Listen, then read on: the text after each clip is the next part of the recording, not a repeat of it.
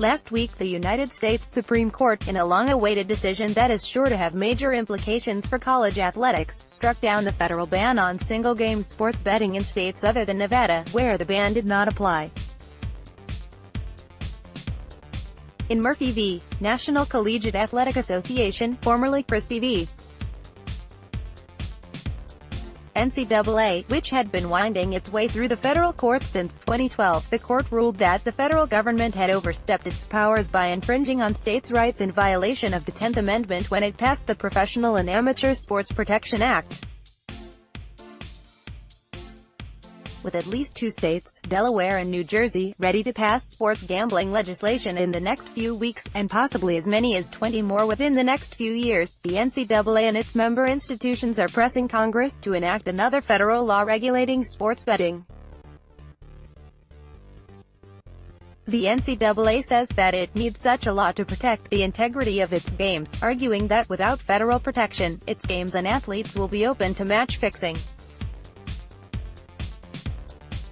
In particular, the NCAA is worried because, unlike professional athletes, who are often paid millions of dollars in salary, college athletes are paid only in educational benefits. While those benefits can be worth hundreds of thousands of dollars over an athlete's career in college, they buy very little when an athlete wants to go out to dinner. It is little wonder, therefore, that some gamblers have been able to entice athletes to provide insider information or fix games. NCAA institutions have been questioning how to keep their fans engaged and attending games. The Supreme Court just gave them their answer, knowing that game fixing was not only a violation of NCAA rules but was also criminal. Why would a college athlete be willing to risk jail and a potential professional career to fix a few games? The answer is in the vast amount of money involved. According to the Nevada Gaming Control Board, of the $4.8 billion bet with Nevada sportsbooks in 2017, around $300 million was on the NCAA basketball tournament. While these numbers may seem large, the board estimated that an additional $150 billion to $300 billion was wagered illegally, including an estimated $10 billion on the NCAA tournament.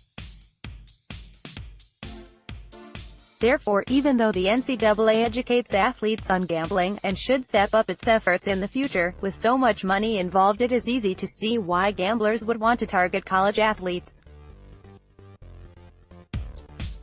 The Supreme Court's decision may not have been a surprise to those following the case. For the last 6 years, professional sports leagues have been in discussions with state legislatures, trying to influence new state laws, but the NCAA and its member institutions are only now reacting. However, instead of lobbying the states, the NCAA is urging the federal government to pass new national legislation on sports gambling, an effort that may be too late. With the NCAA apparently dropping the ball, athletic departments are trying to catch up by taking their concerns to state legislatures, but so far, the only two solutions states have come up with are prohibiting gambling on state college competitions or on college events played within the state, and paying colleges a portion of the gambling money to fund additional employees within athletics departments who would monitor the betting lines and work with sportsbooks. Both demands seem needless. As noted previously, gambling is not a new threat to college athletics. It's been legal in Nevada since 1931. Both the NCAA and the Nevada sportsbooks have an interest in keeping the games clean, so they work together to monitor and guard against game fixing. Those efforts are only going to be enhanced as more states legalize sports betting. For example, as more money is bet through the legal sports books and less with illegal bookies, the state and the NCAA should be better able to monitor teams and games for problems. That doesn't mean gambling on college games is going to be without problems. Perhaps the biggest headache the NCAA will face from the Murphy decision is its impact on the debate over paying elite college athletes.